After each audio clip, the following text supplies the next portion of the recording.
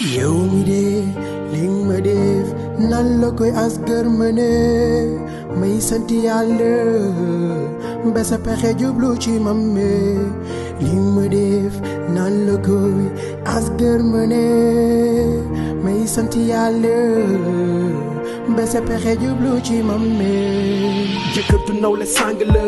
fexeel am gërëmam balaa ñu lay sang la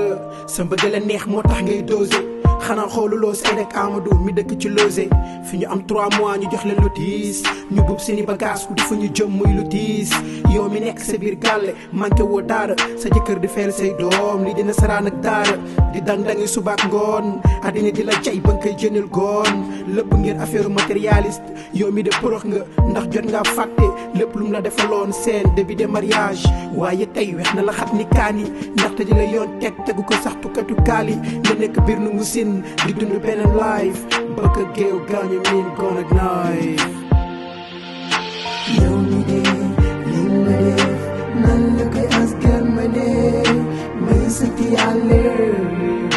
ba sa pexe jublu ci mam me li ma def nan la koy asgar mëne may sant yàlla ba sa pexe jublu ci mam me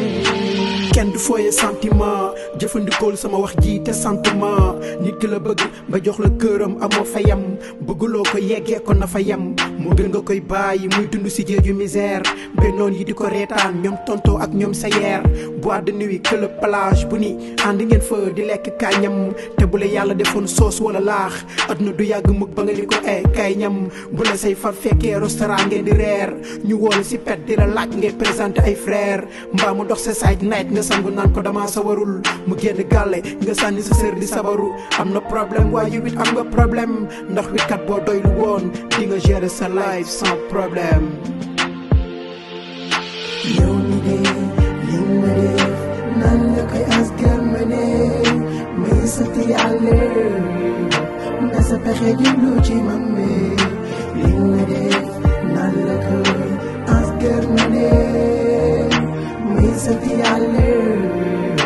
ba sa pexe jublu ci mam me yow mi de li ma def nan la koy asgar mëne may sant yàlla ba sa pexe jublu ci mam me li ma def nan la koy asgar mëne may sant yàlla ba sa pexe jublu ci mam me